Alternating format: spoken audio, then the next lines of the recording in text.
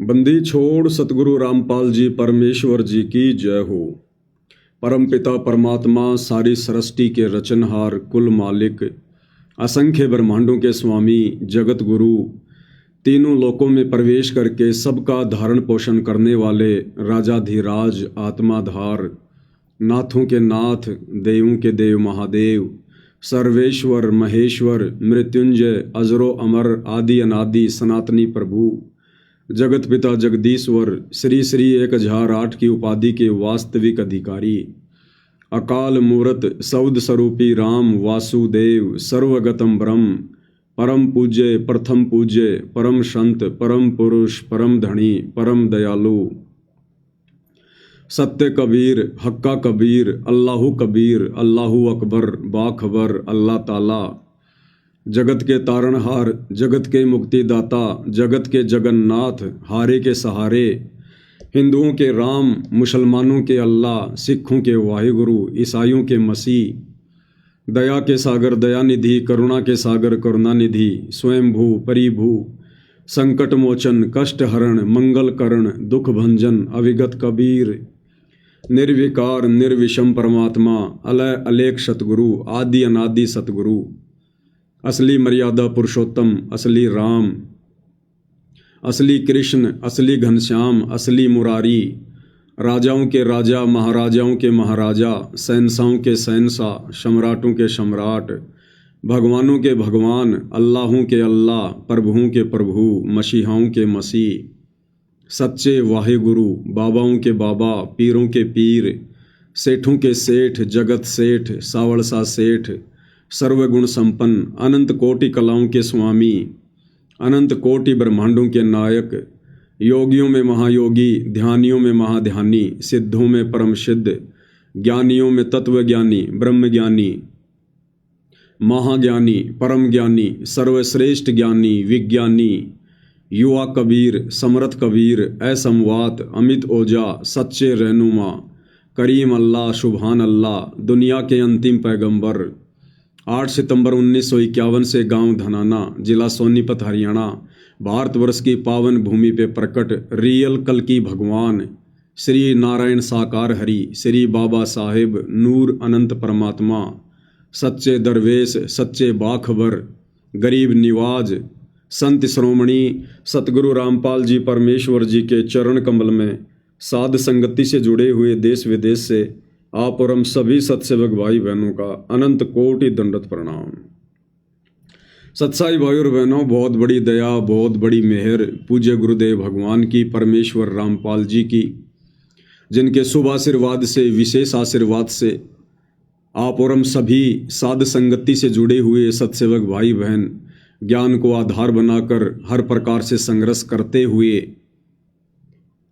इस मोक्ष मार्ग पर गुरुदेव भगवान के अमर तत्व ज्ञान को आधार बनाकर दृढ़ता के साथ निरंतर दिन प्रतिदिन आगे की ओर ही बढ़ रहे हैं। भाई और बहनों, इस कलयुग की बिचली पीढ़ी में परमेश्वर रामपाल जी की जो विशेष रजा विशेष मेहर छप्पर फाड़ उनके सत्सेवक बच्चों के ऊपर है, आज इस 21 ब्रह्मांड में किसी के ऊपर नहीं है। तो भाई और बहनों, आप और हमने इस रजा को इसी प्रकार से मर्यादाओं में रहकर गुरु को परमेश्वर मानकर अपने हृदय में बैठाकर ज्ञान को आधार बनाकर बरकरार रखना है। भाई और बहनों, पिछले कुछ दिनों से आप सभी को पता है कि पूज्य गुरुदेव भगवान की काल प्रेरित सतलोक आश्रम मैनेजमेंट हरियाणा वालों के द्वारा जो गुरु को मानुष मानते हैं और अपने ही राजनीतिक प्रयासों के चलते उनको बाहर निकालने का सपना देख रहे थे, परमेश्वर ने उनके उन राजनीतिक उन प्रयत्नों पर पानी फेर दिया। कुछ दिन पहले इन्होंने हिसार कोर्ट में याचिका लगाई थी बेल के लिए, जमानत के लिए। तो पूज्य गुरुदेव भगवान ने जज को प्रेरणा करते हुए और आज 25/9/2025 को वो जमानत याचिका रद्द करवा दी। ये कोई सामान्य घटना नहीं है भाई और बहनों, क्योंकि इन लोगों ने राजनीतिक प्रयास करके, क्योंकि पिछले 2-3 वर्षों से गुरुदेव भगवान का जो कलयुगी परिवार है, उनके दोनों बेटे हैं, वो किस कदर हरियाणा में बीजेपी सरकार के मुरीद बने हुए हैं। संगत की मर्यादा तोड़वाने से भी पीछे नहीं हट रहे। मुख्यमंत्री की रैली में या प्रधानमंत्री की रैली में तुरंत हरियाणा रोडवेज की बसें बुलाकर आश्रमों में और संगत को बैठा देते हैं भीड़ के रूप में। तो इन लोगों के राजनीतिक प्रयासों के चलते भी पूज्य गुरुदेव भगवान ने जमानत याचिका स्वीकार नहीं की। अन्यथा विचार करो भाई और बहनों, हाई कोर्ट ने लगातार 2 मुकदमों में सजा को भी सस्पेंड करते हुए और निचली कोर्ट पर छोड़ दिया कि निचली कोर्ट चाहे तो संत रामपाल जी को जमानत दे सकती है, बेल दे सकती है। और अगर हाई कोर्ट ने आसानी से जमानत दे दी है, अपनी तरफ से हरी झंडी दिखा दी है, सजा को भी सस्पेंड कर दिया है समय से पहले, तो सोचो भाई और बहनों, फिर निचली जो अदालत है, डिस्ट्रिक्ट जो कोर्ट है, वो तो बड़ी आसानी से जमानत दे दे, बड़ी आसानी से। और आज हिसार की अदालत ने परम पूज्य परमेश्वर सतगुरु रामपाल जी की जमानत को स्वीकार करना था, लेकिन भाई और बहनों, अभी वो ठीक का समय नहीं आया है पूज्य गुरुदेव भगवान के बाहर आने का। इसलिए गुरुदेव ने स्वयं जज में प्रेरणा करते हुए और जमानत याचिका खारिज करवा दी। भाई और बहनों, इन आश्रम वालों ने तो सारे प्रयत्न किए। ये आश्रम वाले तो चाह रहे थे कि गुरुजी आ जाएं, गुरुजी आ जाएं। इतने दिनों से संगत को भ्रमित कर रखा है, हम तैयारियों में लगे हुए हैं। कभी धनाना आश्रम में ट्रैक्टर से हल जोतते हुए दिखाते हैं कि गुरुजी आ रहे हैं, तैयारियां चल रही हैं। कभी गुरुजी के विश्राम के लिए धनाना आश्रम में एक 2 मंजिला इमारत बन रही है, उसको दिखाते हैं बार बार कि गुरुजी आ रहे हैं, गुरुजी आ रहे हैं। तो पूरा का पूरा शतलोक आश्रम मैनेजमेंट हरियाणा, गुरुदेव का परिवार, उनके भाई बंधु रिश्तेदार, सबके सब चाह रहे हैं कि गुरुजी आ जाएं, गुरुजी आ जाएं। और इन शतलोक आश्रमों से जुड़ी लाखों की संगत वो भी चाह रही है कि गुरुजी आ जाएं, गुरुजी आ जाएं, गुरुजी आ जाएं। उसके बावजूद भी गुरुदेव भगवान ने उन लोगों की नहीं सुनी। क्यों नहीं सुनी भाई? अरे इतना तो आप आश्रम वालों को विश्वास होगा कि सतगुरु रामपाल जी भी कोई छोटी मोटी शक्ति हैं, छोटी मोटी पावर हैं। हालांकि आप लोग उनको परमात्मा तो नहीं मानते, भगवान तो नहीं मानते, खाली जुबान से भगवान भगवान के जयकारे लगाते हो, हृदय में जगह नहीं है। आप तो भगवान मानते हैं उस डाढ़ी मूंछ वाली कबीर जी की समझे जाने वाली मुर्दा फोटो को। तो आप लोग तो चाह रहे थे सारे के सारे कि हमारे गुरुजी जमानत पर आ जाएं, जमानत पर आ जाएंगे, और आप लोगों को पूरी उम्मीद थी कि गुरुजी जमानत पर आएंगे। तो तुम्हारे कबीर भगवान ने भी, डाढ़ी मूंछ वाले ने भी तुम्हारी अर्जी स्वीकार क्यों नहीं करी? अरे क्या दोष है तुम्हारे दिल में, क्या दोष है तुम्हारे मन में? अरे तुम दुनिया में ढिंडोरा पीटते हो कि कबीर भगवान समर्थ है, कबीर भगवान समर्थ है, कबीर भगवान जो चाहे सो कर दे, 14 कोटि दूत यम डर ही, ऊत भूत जम त्रास निवारे, चित्रगुप्त के कागज फारे। तो कबीर भगवान अभी तक तुम आश्रम वालों से नाराज क्यों है? अपने अंश को, अपने हंस को, अपने अवतार को तुम लोगों के अनुसार हिसार जेल से बाहर क्यों नहीं निकाल पा रहा कबीर? अरे क्या कमी रह गई आश्रम वालों तुम्हारे अंदर? तुम्हारी भक्ति में, तुम्हारी श्रद्धा में, तुम्हारी मर्यादाओं में, तुम्हारे समर्पण में? क्या कमी रह गई? विचार करो बैठकर, 2 मिनट चिंतन मनन करो संसार से हटके। क्यों नहीं सुनी भगवान ने तुम्हारी? ना तुम्हारे गुरु ने सुनी, ना तुम्हारे भगवान ने सुनी तुम्हारी, जबकि तुम्हारा गुरु समर्थ, तुम्हारा भगवान समर्थ। और जज इतना बड़ा हो गया कि तुम्हारे भगवान के रहते सहते, तुम्हारे गुरु के रहते सहते, और जज ने जमानत कैंसिल कर दी। क्या कमी है तुम्हारे अंदर?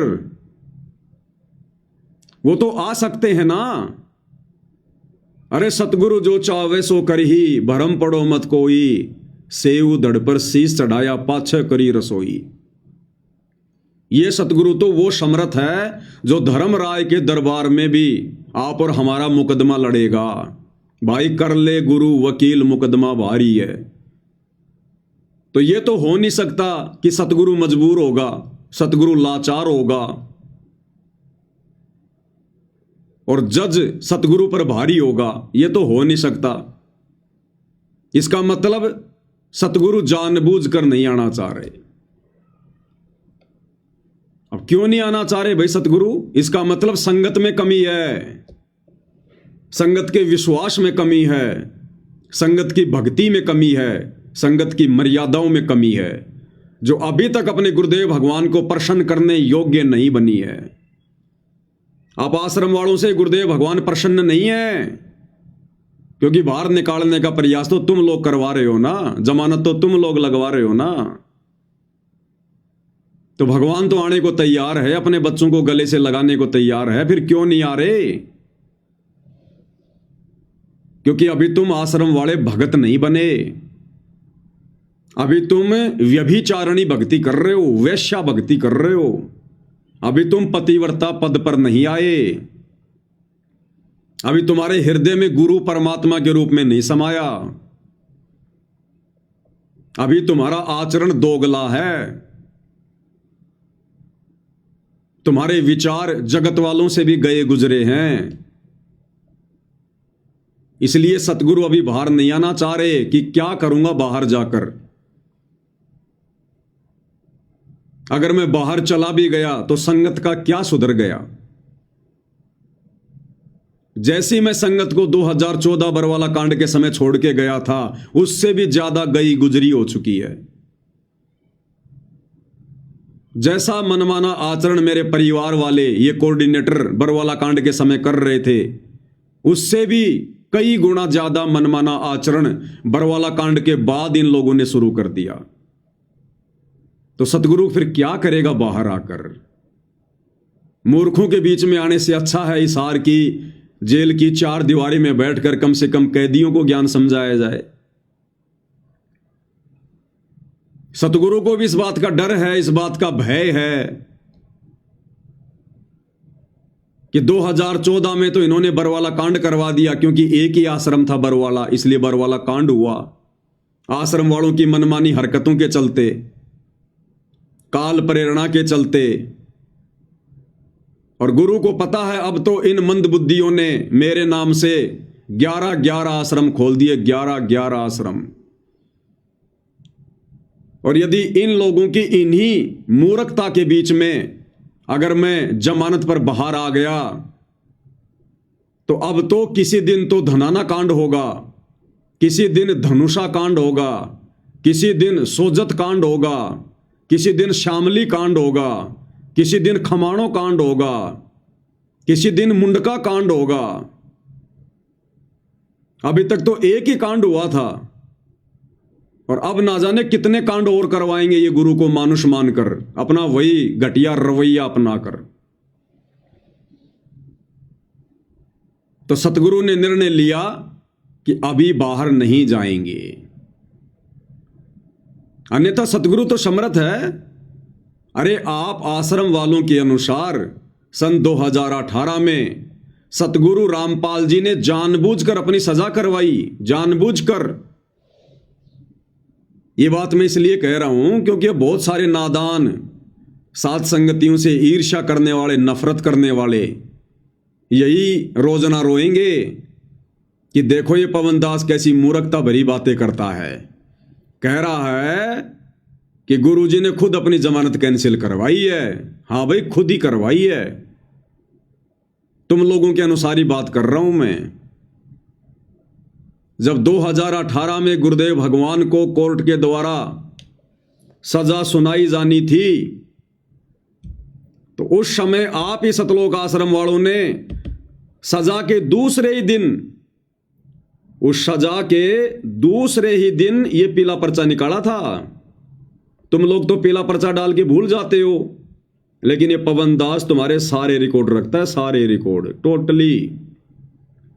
तो ये पीला पर्चा जो तुम सतलोक आश्रम वालों ने 16/10/2018 को निकाला था, जिस दिन गुरुदेव को सजा हुई थी उसके दूसरे दिन, और क्या लिखा था तुम लोगों ने? सत साहिब जय बंदी छोड़ की सतगुरुदेव जी की जय, तारीख 16/10/2018। जैसा कि संत रामपाल जी महाराज जी ने बार बार सत्संग के माध्यम से बताया है कि इस पृथ्वी पर स्वर्ग बनाना है, लेकिन आज की स्थिति को देखते हुए अभी बहुत कुछ सिस्टम ठीक करना है। इस सिस्टम को ठीक करने के लिए गुरुदेव जी को बहुत सी परिस्थितियों से गुजरना होता है। न्यायपालिका को ठीक करना है, इसके लिए भी गुरुदेव जी ही निपट सकते हैं, क्योंकि गरीब जनता को आज न्याय नहीं मिल पाता तो किसी भी भगत ने घबराना नहीं है। आज गुरुदेव जी कोर्ट में आए थे तो वकीलों को गुरुजी ने बोला कि चिंता मत करो, सब कुछ बहुत जल्दी ठीक हो जाएगा। सब भगत मिलकर सेवा करें और सब भगत बढ़ चढ़ कर सेवा करें। किसी ने किसी भगत को दोष नहीं देना है। गुरुदेव जी ने कहा है, शकल खेल हमारे किए, हमसे मिले सो निश्चय जिए। मनोज भगत है जो कि गुरुदेव जी के पास जेल में सेवा करता है। 8 अक्टूबर को गुरुदेव जी ने जेल में भगत मनोज को कहा कि 11 अक्टूबर को केसों का फैसला आने वाला है, लेकिन मेरा यानी गुरुजी का काम अभी पूरा नहीं हुआ, तो अगर फैसले में सजा हो जाए तो मुझे मेरा काम करने का पूरा समय मिल जाएगा। फिर जब 11 अक्टूबर को संत रामपाल जी दोषी करार होकर वापस जेल में आए तो फिर मनोज भगत को जेल में कहा कि अब मैं खुश हूं कि मुझे सजा हो गई। परमात्मा कबीर ने अब मुझे फिर समय दे दिया मेरा काम पूरा करने का। ये सब बातें मनोज भगत ने जेल में अपने परिवार वालों को मिलाई पर बताई। तो ठीक इसी प्रकार आप लोग जो लिख रहे हो इस पीले पर्चे में कि गुरुदेव भगवान ने कहा कि बहुत अच्छा हुआ, मैं बहुत खुश हूं, परमात्मा ने मुझे समय दे दिया, मेरी सजा करवा दी, क्योंकि अभी मेरा काम पूरा नहीं हुआ, अभी तो मुझे न्यायपालिका को ठीक करना है। तो ठीक इसी प्रकार भाई और बहनों, आज 25/9/2025 को सतगुरु रामपाल जी ने खुद जानबूझकर जज में प्रेरणा करके अपनी जमानत कैंसिल करवाई है, क्योंकि अभी सतगुरु रामपाल जी का कार्य पूरा नहीं हुआ है। अभी बाहर संगत ने मूर्खता नहीं छोड़ी है। दुनिया वालों को तो मुक्ति की चिंता नहीं है, आश्रम से जुड़े भगत समाज को भक्ति की चिंता नहीं है, तो अभी सतगुरु का काम पूरा नहीं हुआ। सतगुरु हम जानवरों को इंसान बनता हुआ देखना चाहते थे कि मेरे रहते सहते तो ये भगत नहीं बने, इंसान नहीं बने, कम से कम मेरे जेल जाने के बाद ही थोड़ा बहुत सबक लेंगे, शिक्षा लेंगे, इनको अपनी गलतियों का पछतावा होगा, नाक रगड़ रगड़ के माफी मांगेंगे, आगे गलतियां करने से बचेंगे। लेकिन सब कुछ उसके विपरीत, पहले से बढ़ चढ़ के गलतियां, बढ़ चढ़ के राजनीतियां, बढ़ चढ़ के मनमाना आचरण, बढ़ चढ़ के पाखंड। अब खाओ तुम लड्डू जलेबी आराम से इन आश्रमों में, सतगुरुदेव भगवान नहीं आने वाले। सतगुरुदेव भगवान तो उस विधि से आएंगे जिस विधि से उन्होंने साध संगति के माध्यम से वीडियो बनवा दिए हैं। अभी तो बहुत कुछ होना बाकी है। अभी तो संगत की छटनी चल रही है, फिर संगत की चटनी होगी। विनाशकारी समय नजदीक आ रहा है। देश दुनिया में हाहाकार मचेगी। पूरी दुनिया प्राकृतिक आपदाओं से घिरेगी। तरह तरह की बीमारियां आएंगी। दुनिया को नानी याद आएगी। ये नेता मंत्री ये देश छोड़ छोड़ के भाग खड़े होंगे। पूरे देश में मिलिट्री शासन लागू होगा। और जब ये बड़े बड़े लोग अपनी जान बचाने के लिए सतगुरुदेव भगवान के पास हिसार जेल में जाएंगे, नाक रगड़ेंगे, मिन्नतें करेंगे, उस समय ये परमात्मा फिर बिना किसी चमत्कार के, बिना किसी जमानत के, बिना किसी जजमेंट के हिसार जेल से बाहर आएंगे। आप लोग साथ संगति की वीडियो नहीं देखते क्या? तुम लोगों ने सोचा कि हाई कोर्ट से गुरुजी को हरी झंडी मिल गई, अब हिसार कोर्ट कौन सी बड़ी चीज है, जमानत हो ही जाएगी। और दास ने उसी समय 2 वीडियो बना दिए थे कि अभी गुरुजी नहीं आएंगे। तुम्हारे वकीलों को भी उम्मीद नहीं थी कि यह जमानत कैंसिल हो जाएगी, लेकिन दास ने पहले ही वीडियो बना दिए थे कि तुम कितना प्रयास कर लो, तुम्हारे राजनीतिक हथखंडों के माध्यम से ये परमात्मा हिसार जेल से बाहर आकर अपनी हंसी नहीं करवाएगा, अपनी बेइज्जती नहीं करवाएगा, अपने आप को मानो साबित नहीं करवाएगा। ये फाइनल गेम है, फाइनल गेम। ये अपने हिसाब से आएगा। और गुरुदेव भगवान को भली भांति पता है कि सन 1994 से मैंने जो ये बाग लगाया है, भक्ति रूपी बाग, और 2014 के बाद मैंने जो साध संगतियां शुरू की हैं, अपना यथार्थ 13वां कबीर पंथ शुरू किया है, केवल वही आत्माएं मुझे परमात्मा मानती हैं, परमेश्वर मानती हैं। और पिछले 4 युगों से मैं जिस प्रकार के भक्ति भाव अपने भक्तों से चाहता था कि भगत ज्ञान को आधार बनाएं, गुरु को परमात्मा माने, मानुष मानने की गलती ना करें, संसार से मुंह मोड़ लें, मर्यादाओं के लिए संसार से अड़ जाएं, लड़ जाएं प्यार प्रेम से, और एकमात्र टारगेट मोक्ष का बना लें। केवल साध संगतियों में ही वो आत्माएं हैं। और घर घर में परमेश्वर ने वो प्रोसीजर शुरू करवा रखी है, गुरु को परमेश्वर मनवाकर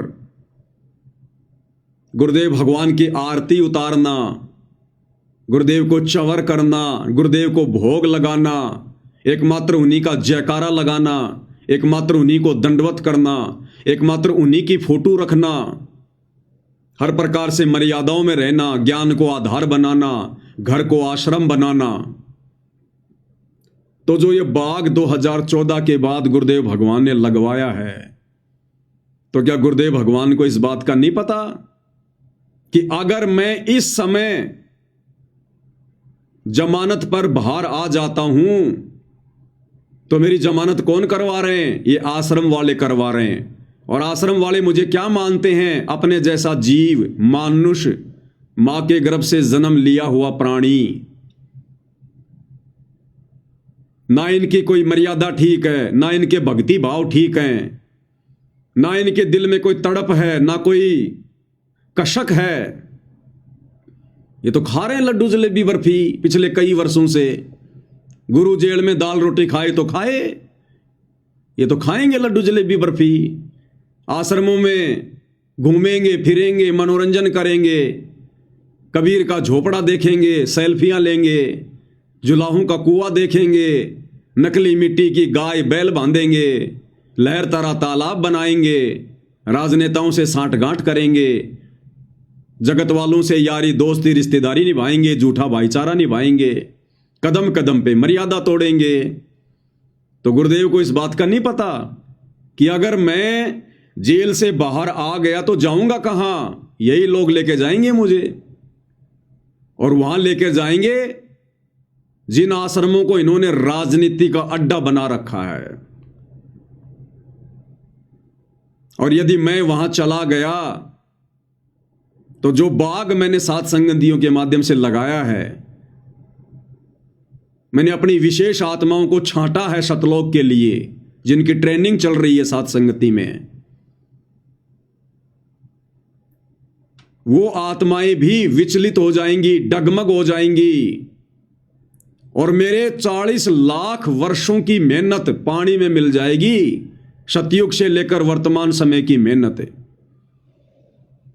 इसलिए गुरुदेव भगवान ने जमानत कैंसिल करवाई है, जमानत कैंसिल।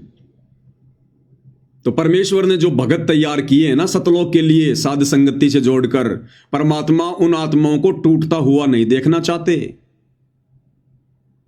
और अंतर्यामी परमात्मा को भली भांति पता है कि अगर मैं इनके आश्रमों में चला भी गया तो वो मेरी प्यारी आत्माएं इन आश्रमों में नहीं आएंगी। वो उसी प्रकार से ज्ञान को आधार बनाकर गुरु को शब्द रूप में विराजमान करके अपने घर पर भक्ति करेंगी। इन आश्रमों की तरफ वो झांक कर भी नहीं देखेंगे, झांक कर भी।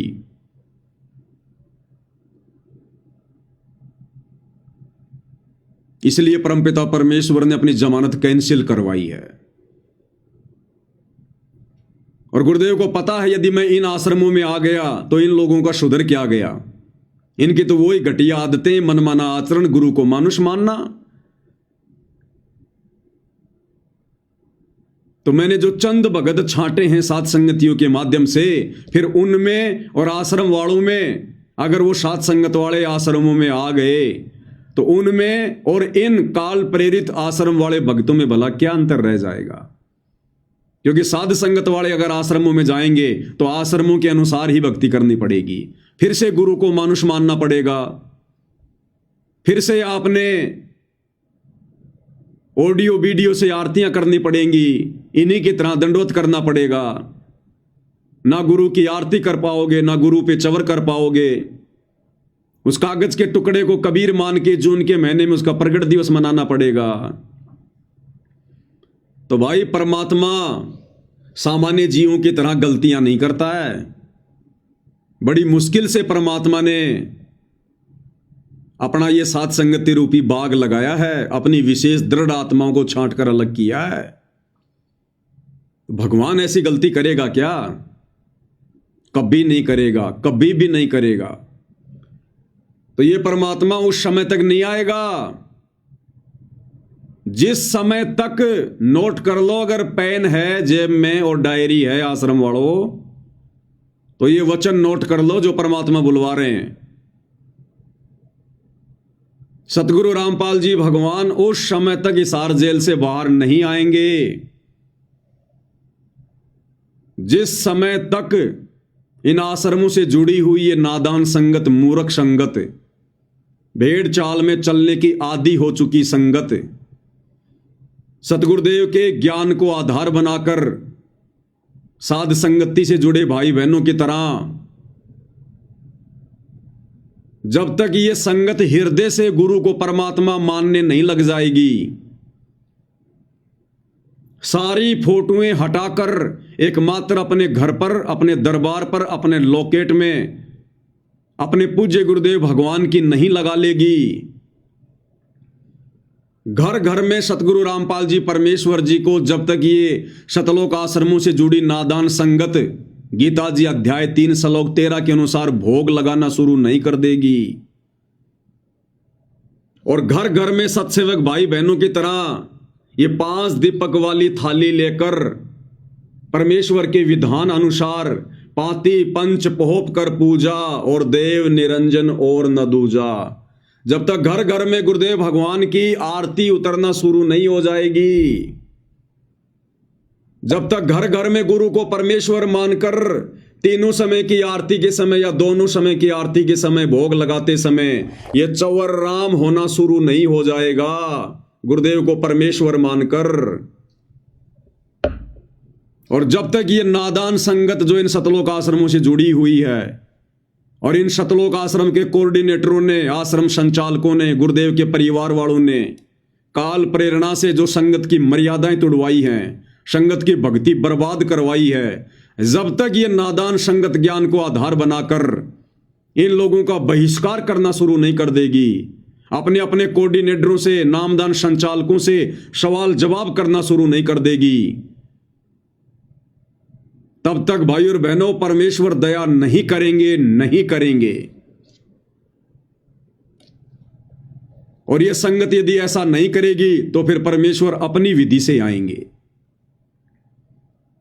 और नादान संगत की चटनी होगी, चटनी। युग परिवर्तन के समय में चटनी।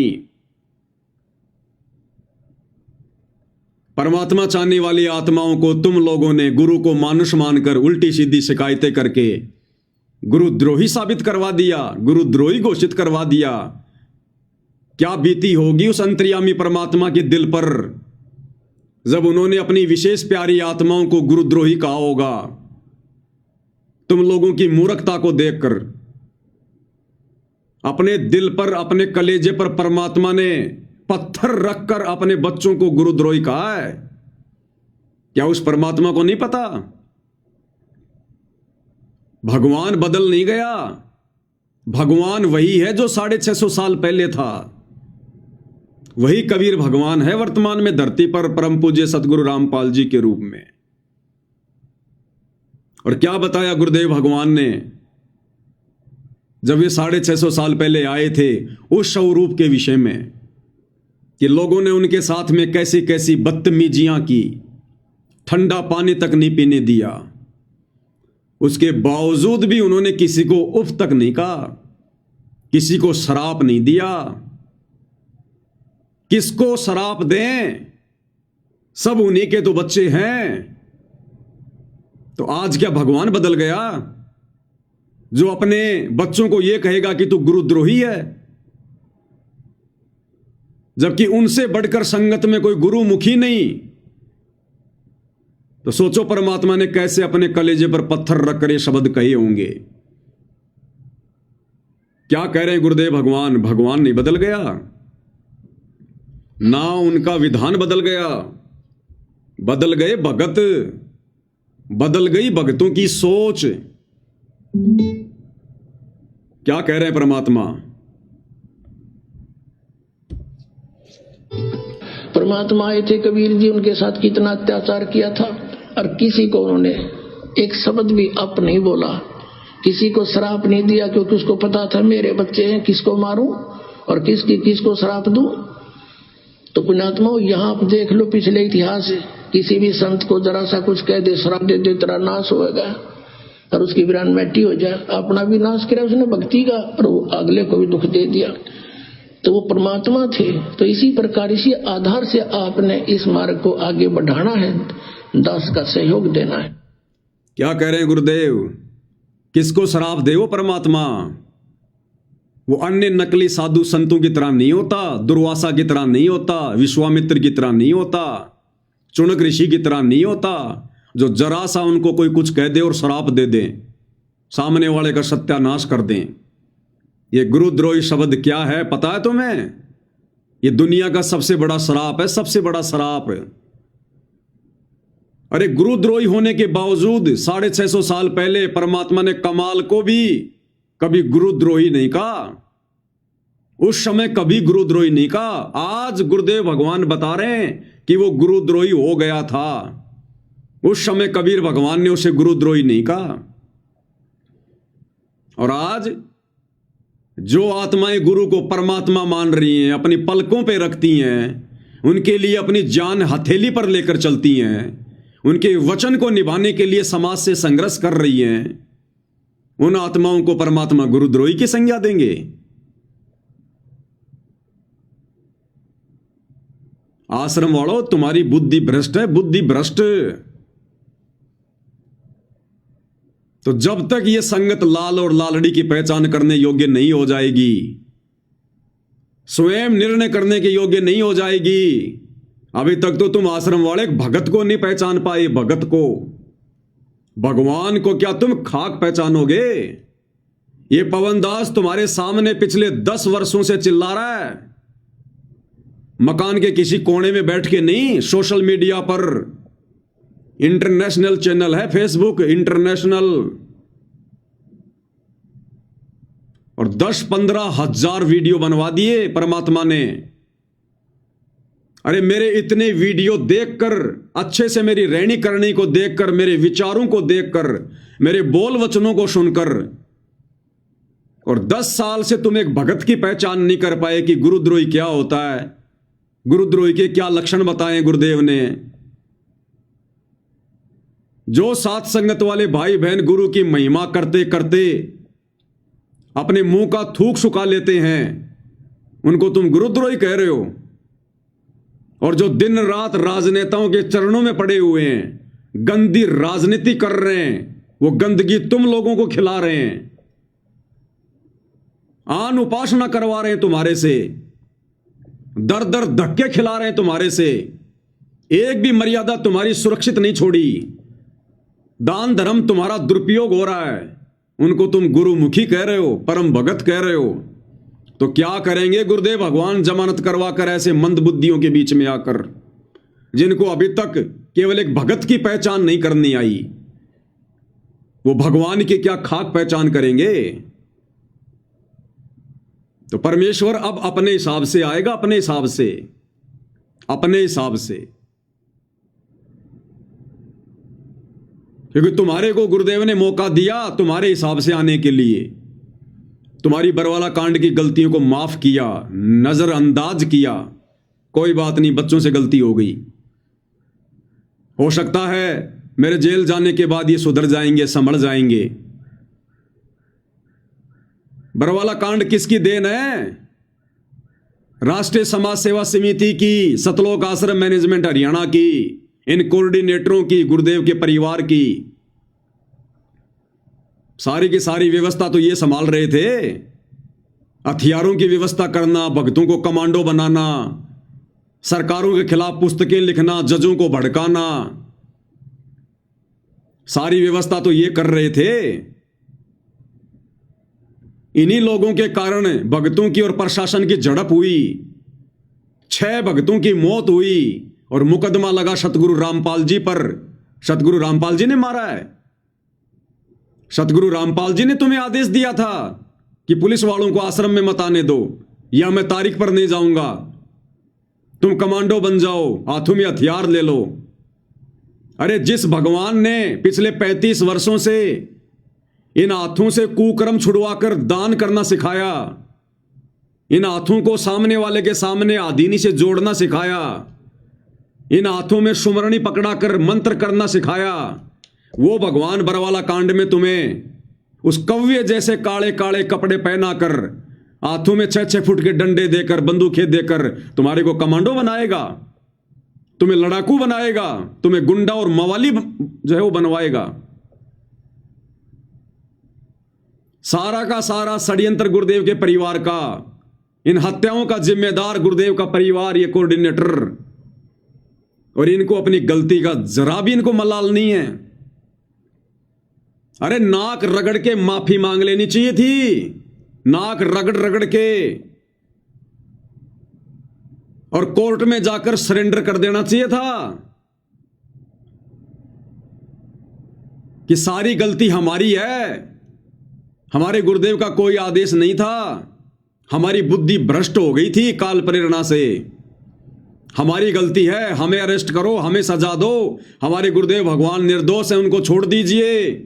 ये होता है शिष्य का धर्म। और तुम लोगों ने क्या किया? कोई 8 साल से भगोड़ा बन के घूम रहा है, कोई 10 साल से भगोड़ा बन के घूम रहा है, छुपते फिर रहे दर दर की ठोकर खाते हुए। कब तक छुपोगे? अरे सरकार से तो छुप जाओगे, प्रशासन से तो छुप जाओगे, अपने कर्मों से कैसे छुपोगे? भगवान से कैसे छुपोगे? वो सजा बाकी है, मिलेगी सजा। ये बकवास ज्यादा दिन की नहीं है जो तुम कर रहे हो वर्तमान में, ये पाखंड आडंबर। पाप का घड़ा भर गया तुम्हारा, समय नजदीक है, बच नहीं पाओगे अब। बहुत दिन हो गए तुम्हें काल की गुलामी करते हुए, सतगुरु के दिल पर चोट करते हुए। अब ये परमात्मा, अब ये खरा खरा काम करेगा, खरा खरा काम। ये लास्ट था, लास्ट। अगर तुम्हारा आचरण सुधर जाता, अगर तुम अपनी गलतियों की माफी मांग लेते, और ये जो आश्रम तुमने खोले हैं, यदि इनको राजनीति का और मनोरंजन का अड्डा ना बनाकर अगर भक्ति का इनको सेंटर बना लेते, तो हो सकता है परमात्मा दया कर देते। लेकिन तुम्हारे अंदर तो राग, द्वेष, ईर्ष्या, लड़ाई झगड़ा, भक्तों को तुम जान से मारने का प्रयास करते हो। तुम्हारी शर्म खा गया काल, शर्म। जानवर से भी गए गुजरे हो गए तुम, गुंडे मवालियों से भी गए गुजरे, और उम्मीद कर रहे हो कि सतगुरु हमारे पास आएंगे। अब तुम्हारे रिटायरमेंट होने का समय आ गया, रिटायरमेंट होने का। यह परमात्मा समदृष्टि है। अभी तक तुमने केवल इनका प्यार प्यार देखा है, प्यार प्यार। अभी इनका जो रिजल्ट आएगा, इनका जो जजमेंट आएगा, वो देखना। हल्के में ले लिया सतगुरु को, हल्के में। वेदों में लिखा है कि वो परमात्मा जब पृथ्वी पर आता है, मनुष्य के बच्चे के रूप में प्रकट होता है, एक सामान्य व्यक्ति की भूमिका करता है, लीला करता है, मित्र की तरह व्यवहार करता है, और मित्र की तरह व्यवहार करने के चलते उसके आसपास रहने वाले उसको अपना मित्र मान लेते हैं, अपने जैसा मानुष मान लेते हैं, और गलतियों पर गलतियां करते हैं। तो तुमने हल्के में ले लिया सतगुरु को। ये वही परमात्मा है जिसने त्रेता युग में हिरण्याकुश की छाती फाड़ी थी, जिसने त्रेता में रावण की नाभि में तीर मार के उसको मौत की नींद सुलाया था, द्वापर में कंस का वध किया था, और समय समय पर श्रृंगार करता रहता है यह परमात्मा। अभी तक तुमने केवल इनका सौम्य रूप देखा, सौम्य रूप, सादा रूप, सरल रूप।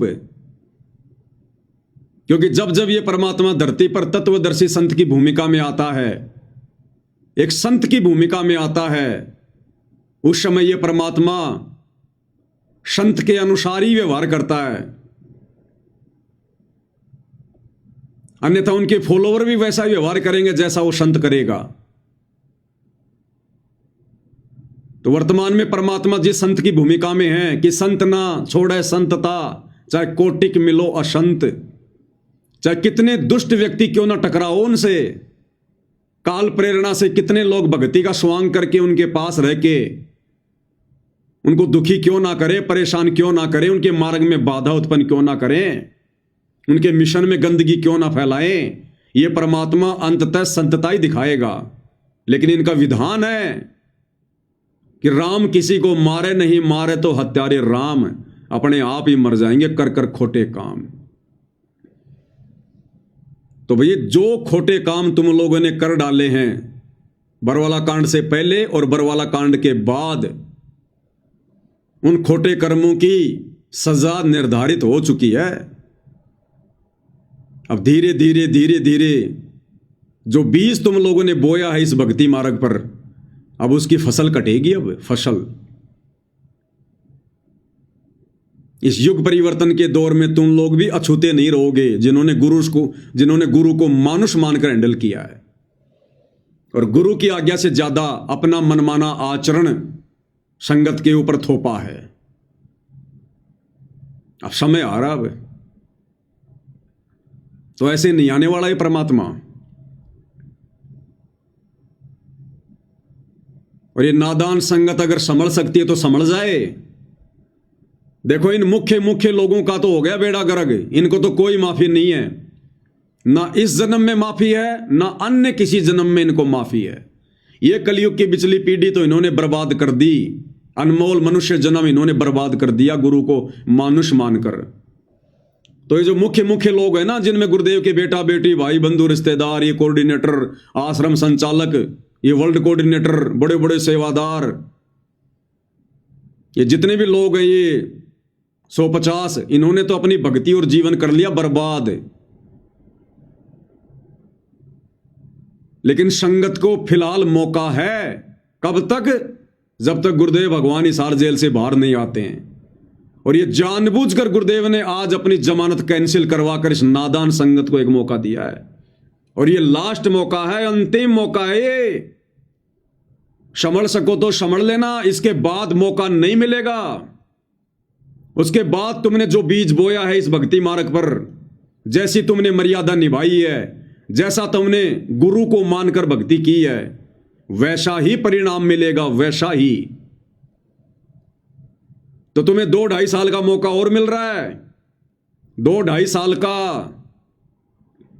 संभल सको तो संभल जाना संगत वालों, अन्यथा तुम्हारी दुर्गति करवा के छोड़ेंगे ये लोग, दुर्गति। तुम्हें ना घर का ना घाट का धोबी का कुत्ता बना के छोड़ेंगे, धोबी का कुत्ता। तुम्हें हर प्रकार से इन लोगों ने बर्बाद कर दिया, हर प्रकार से। तुम्हारी भक्ति इन्होंने बर्बाद करवा दी, मर्यादा इन्होंने खंडित करवा दी, दान का इन्होंने दुरुपयोग करवा दिया। तुम्हें दर दर का भिखारी बना के छोड़ दिया, दर दर का भिखारी। तुम्हारे पास भक्ति की छींट भी नहीं है, मर्यादा सबकी खंडित है, गुरु जी का आशीर्वाद नहीं है। ये थोड़ी बहुत बैटरी जो तुमने चार्ज कर रखी है, थोड़े बहुत दिन मर्यादा में रह के भक्ति करके, कब तक चलेगी? गुरु के मार्ग में अंधे होकर चलने वालों की बैटरी भी जल्दी डिस्चार्ज होती है। तो दास तो भैया निवेदन कर सकता है, प्रार्थना कर सकता है, विनती कर सकता है। ये दास आज जो वचन बोल रहा है ना, ये तुम्हें कड़वे लग रहे होंगे, लेकिन परमात्मा कहते हैं जेता मीठा बोल ही तेता संत ना होए, और खरी खरी बाता कहे संत कहावे सोए। ये मीठी मीठी गोलियां खिलाकर अपना स्वार्थ सिद्ध करना, ये सतलोक आश्रम मैनेजमेंट वालों का धर्म है, सत्सेवकों का नहीं है। यहां जो बातें कहते हैं खरी खरी कहते हैं, चाहे साध संगति वाले हो चाहे सतलोक आश्रम वाले हो। हमें तुम्हारे से कोई स्वार्थ नहीं है। इस दास ने कोई संत नहीं बनना, कोई बाबा नहीं बनना, कोई आश्रम नहीं खोलना। ये दास किसी के आराम के टुकड़ों पे नहीं पड़ता, किसी के दान धर्म पे नहीं पड़ता। ये दास केवल अपनी जिम्मेदारी निभा रहा है गुरु की गैर हाजिरी में, अपनी सेवा। और जो भी है खरी खरी कहेंगे, और खरी खरी कहते आए हैं, उसके लिए जेल भी जाना पड़ा, झूठे मुकदमे भी झेल रहे हैं, मार पिटाई भी खाई है, और आगे भी नौबत आई तो सहन करेंगे। लेकिन सतगुरु ने जिस मार्ग पर चलना सिखा दिया उसी पर चलेंगे, क्योंकि रेलगाड़ी या तो चलती नहीं, और चलती है तो पटरी पे चलती है। रेलगाड़ी के लिए तुम जितनी मर्जी जीटी रोड बना दो, नहीं चलेगी जब तक उसको पटरी नहीं मिलेगी। तो सत्सेवक भाई बहन अगर चलेंगे तो अपने गुरु के वचन पर चलेंगे, मर्यादाओं पर ही चलेंगे, अन्यथा पैर रोप के वहीं खड़े हो जाएंगे। दो नाव की सवारी करने का शौक नहीं है हमारे को, तुम आश्रम वालों की तरह आंख बंद करके भेड़ चाल में चलने का ये फॉर्मूला गुरुदेव ने हमें नहीं बताया। तो लास्ट एंड फाइनल तुम लोगों को चेतावनी है ये, लास्ट एंड फाइनल। सुधर जाओ, संभल जाओ। इन काल प्रेरित सतलोक आश्रम वालों का जितना जल्दी साथ छोड़ दोगे तुम्हारे हित में, तुम्हारे भले में। अन्यथा तुम्हारे द्वारा दिया गया दान आने वाले समय में तुम्हारे शरीर पर कांटों की तरह चुभेगा, कांटों की तरह। अकाल मौत, घर घर में झगड़ा, लड़ाई, राग द्वेष, हॉस्पिटलों में सड़ोगे, हॉस्पिटलों में। ये तुम्हें परमात्मा का विधान बता रहा हूं, कोई शराब नहीं दे रहा। मेरी औकात नहीं है किसी को शराब देने की, और ना मैं इतना मूर्ख हूं जो अपनी भक्ति बर्बाद करूंगा 2 कोटि के जीवों को शराब देके। तुम्हें शराब देके मुझे क्या मिलेगा? तुम्हें भगवान का विधान बता रहा हूं कि जो अपने गुरु जी को खून के आंसू रुलाते हैं, अपनी उल्टी हरकतों के चलते, मनमाने आचरण के चलते, पाखंड के चलते, भेड़ चाल के चलते, जिन बातन से गुरु दुख पावे उन बातों को दूर भगावे। अरे ज्ञान गंगा पुस्तक बांटने के अलावा एक भी वो कर्म बता दो जो 2014 बरवाला कांड के बाद तुम लोगों ने सतगुरु को खुश करने के लिए किया हो, मर्यादा वाला किया हो, भक्ति बढ़ाने वाला किया हो। एक कर्म बता दो ज्ञान प्रचार के अलावा। तुम्हारे सारे घटिया कर्म, उल्टे कर्म, ज्ञान विरुद्ध कर्म, काल प्रेरित कर्म, तुम लोगों ने सतगुरु को खून के आंसू रुलाए। जब जब भूल पड़े पुस्तक में लास्ट में जो लेटर लिखा है गुरुदेव ने, किस कदर गुरुदेव रो रहे हैं। विशेष संदेशों में परमात्मा किस कदर तुम लोगों से विनती कर रहे हैं, प्रार्थना कर रहे हैं कि भाई अपने ऊपर रहम नहीं कर सकते तो इस दास के ऊपर रहम कर दो। तो मूर्खों से सतगुरु रहम की भीख मांग रहा है, रहम की भीख। अरे मर जाओ डूब कर नालायको। क्या मुंह दिखाओगे सतगुरु को आने के बाद? तुम लोगों से तो नकली संतों की संगत लाख गुना अच्छी है। भेड़ चाल में नहीं चलती, देखा देखी में नहीं चलती, भले उनके पास भक्ति नहीं है। तो ये लास्ट एंड फाइनल वार्निंग है तुम लोगों को सतगुरुदेव भगवान की तरफ से। इसलिए आज उन्होंने जानबूझकर इस नादान संगत को मौका देते हुए अपनी जमानत रद्द करवाई है, कैंसिल करवाई है। ये अपनी मर्जी का मालिक है, किसी जज के दबाव में नहीं बैठा। जेल की 4 दीवारियां इसको कैद नहीं रख सकती। लेकिन तुम्हें यह बात समझ में नहीं आएगी क्योंकि तुम गुरु को मानुष मानते हो, और जो गुरु को मानुष मानता है उसके हृदय में यह बात नहीं समाती। तो भाई विनती कर सकते हैं, बस प्रार्थना कर सकते हैं, इससे ज्यादा कुछ नहीं। सतगुरु वही चाहता है जो उन्होंने अपने सत्संगों में हमें बताया, समझाया। अरे सतगुरुदेव भगवान ने सत्संग किस लिए सुनाए थे? किस दिन के लिए सुनाए थे? भेड़ चाल में चलने के लिए। तुम आश्रम वालों ने तो सतगुरु के सत्संगों को बोरे में पैक करके खूंटी पे टांग दिया अचार डालने के लिए। सुने कभी सत्संग? तुमने ध्यान से विचार किया कभी? सत्संग सुनना अलग चीज बताई गुरुदेव ने, और सत्संगों को समझना मुख्य चीज है। क्या बताया परमात्मा ने? उस ताऊ की कहानी। 2 भाई थे, छोटे भाई की मृत्यु हो गई। छोटे भाई के जो बच्चे थे उनको उनकी माताजी ने कहा कि बच्चों तुम्हारे पिताजी मर गए, तुम अभी छोटे हो, तुम्हें अभी व्यापार काम धंधे की नॉलेज नहीं है, तुम ऐसा करो अपने ताऊ जी के पास जाओ, और ये मेरे पास में तुम्हारे पिताजी के समय के रखे हुए कुछ लाल हैं। लाल एक चमकदार एक पत्थर जैसा होता है, जैसे बच्चे बचपन में जो खेला करते थे, वो गोलियां वगैरह, कांच की गोलियां जिनको क्या बोलते हैं, कंचे वगैरह, वैसा एक चमकदार होता है एक पत्थर लाल। उसकी कीमत गुरुजी ने बताई करोड़ों में। तो बच्चों की मां ने कहा कि तुम्हारे पिताजी के समय के मेरे पास ये कुछ लाल रखें, ये लाल ले जाओ, पैसे तो है नहीं, ये ताऊ जी को दे देना और ताऊ जी के साथ में काम धंधे में हिस्सा कर लो। दोनों बच्चे वो लेकर लाल माता की आज्ञा लेकर ताऊ जी के पास चले गए। ताऊ जी से जाकर सारी घटना बताई और कहा कि हमारी मां ने ये लाल दिए ताऊ जी। तो ताऊ ने वो लाल हाथ में लिए, वो गठरी खोली और देखा और वापस बंद कर दिए ताऊ ने, और कहा कि बच्चों ये तो बहुत कीमती हैं, अभी मुझे इनकी आवश्यकता नहीं है, मेरी उधार चलती है, ये अपनी मां के पास वापस रख के आ जाओ, जब आवश्यकता पड़ेगी जब मंगवा लूंगा। ताऊ समझदार था। ये ताऊ समझना सतगुरु रामपाल जी को, ये कथाएं कोई मनोरंजन के लिए नहीं सुनाई, वो ताऊ समझना सतगुरु रामपाल जी को। और वो 2 बच्चे वो समझना संगत को, और वो लाल वो समझना इन काल प्रेरित सतलोक आश्रम मैनेजमेंट हरियाणा वालों को, जो ताऊ ने वापस दे दिए थे कि ले जा बेटा, ये बहुत कीमती है। तो और ताऊ ने बच्चों को देश विदेश घुमाना शुरू कर दिया, व्यापार धंधा सिखाना शुरू कर दिया। कई दिनों बाद में ताऊ ने कहा कि बच्चों ये लाल ले जाओ, और वो जो सेठ जी है ना जिससे अपन उधार सामान लेके आते हैं, उसके काफी उधार हो गई, तो तुम ये लाल ले जाओ और सेठ जी के जो उधार हो चूकती करके आओ। ठीक है ताऊ जी। दोनों लड़के चले गए, जाकर सेठ जी को लाल दे दिया कि सेठ जी हमारे ताऊ जी ने लाल दिया है, आप अपना उधार समाप्त करो। सेठ ने एक जोहरी बुलाया जो लाल की जो परख करता था। जोहरी ने आकर देखा लाल को और कहा कि सेठ जी ये तो लाल नहीं है, ये तो लालड़ी है, लालड़ी।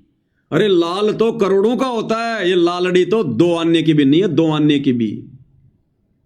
उन बच्चों ने भी देखा ध्यान से। सेठ ने अपने हाथ में पकड़ा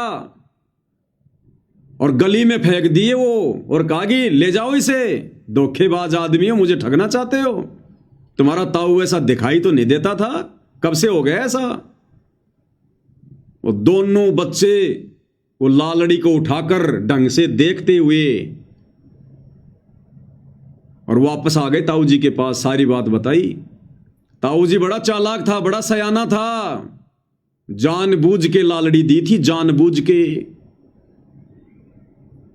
ताऊ जी ने कहा ओ बच्चों मेरे से गलती हो गई, धोखा लग गया, मैंने लाल की जगह तुम्हें लालड़ी दे दी। सेठ बिल्कुल ठीक कह रहा बच्चों। अच्छा एक काम करो, अब ये लाल ले जाओ, अब जाओ सेठ जी के पास। अब दोनों बच्चों ने फिर से लाल हाथ में लिया, लाल को ध्यान से देखा। वो परख कर रहे थे लाल और लालड़ी की, झटके लग रहे थे उनको। ताऊ यही चाहता था कि ये लाल और लालड़ी की पहचान कर लें, मुझे कहना ना पड़े। दोनों बच्चे लाल को लेकर बड़े गौर से निहारते हुए, उसकी परख करते हुए सेठ जी के पास गए। बोला सेठ जी हमारे ताऊ के धोखा लग गया था, हमारे ताऊ जी ऐसे नहीं है, देखो ये अब की बार ताऊ जी ने लाल दिए। सेठ ने फिर से जोरी बुलाया, जोरी ने देखा और कहा कि सेठ जी ये लाल है। सेठ ने कहा कि देखो देखो ऐसा होता लाल, ये है लाल, ले आए थे लालड़ी। बच्चों को भी पता चल गया कि लाल कैसा होता है और लालड़ी कैसी होती है। वापस गए और कहा कि ताऊ जी हम दे के आ गए। कुछ दिनों बाद में फिर से ताऊ ने कहा कि बच्चों फिर से उधार हो गई, अब तुम एक काम करो, वो जो तुम्हारी माता जी के पास में जो लाल रखे हुए ना, वो लाल लेके आओ, वो सेठ जी को देंगे और सामान उधार लेंगे। दोनों बच्चे गए दौड़ते हुए।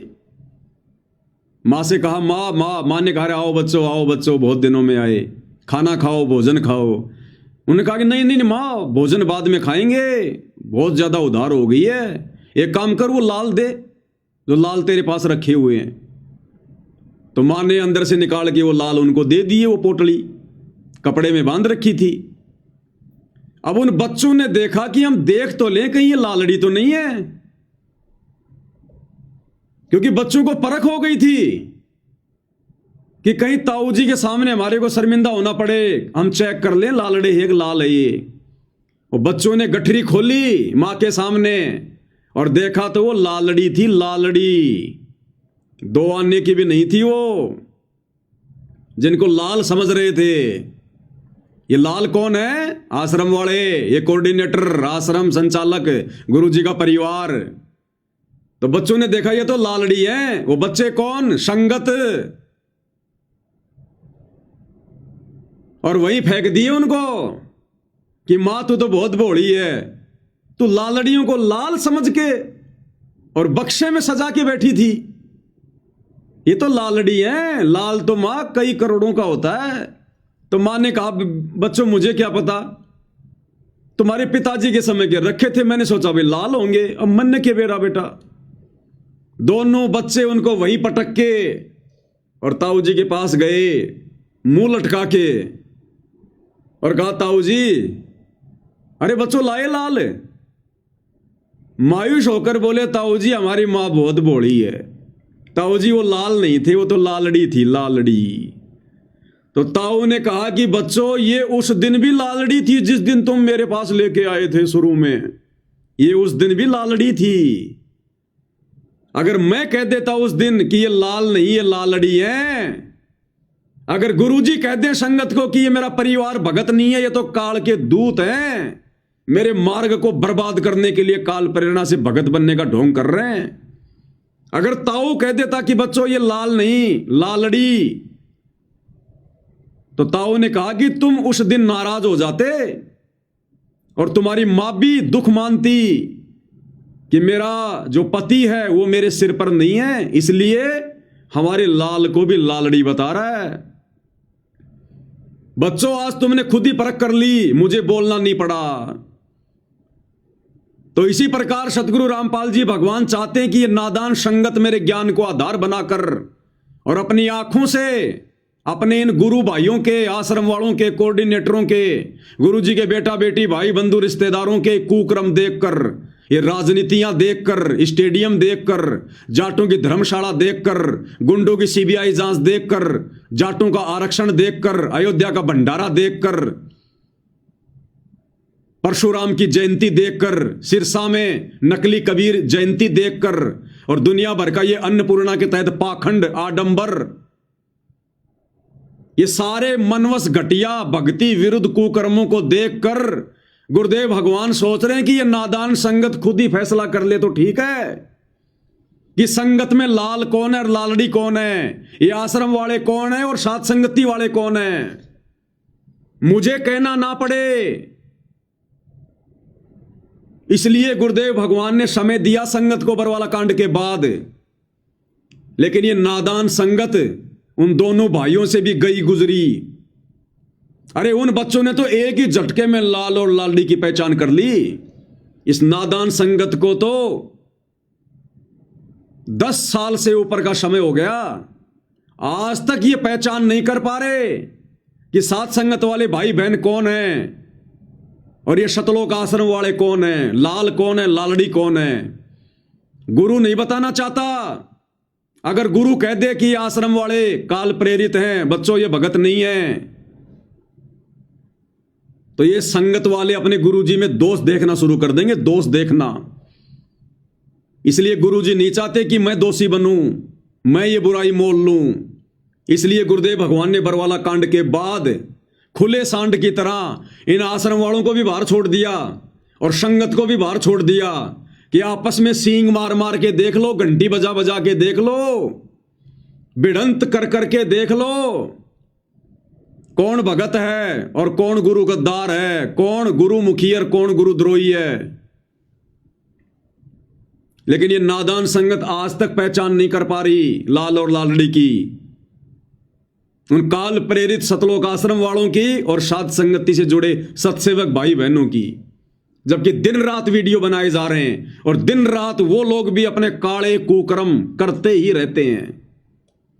वो अपने कुकर्मों के वीडियो बनाते हैं, हम लोग ज्ञान आधार से वीडियो बनाते हैं। ये नादान संगत निर्णय नहीं कर पा रही, इसलिए अभी तक सतगुरुदेव भगवान बाहर नहीं आ रहे।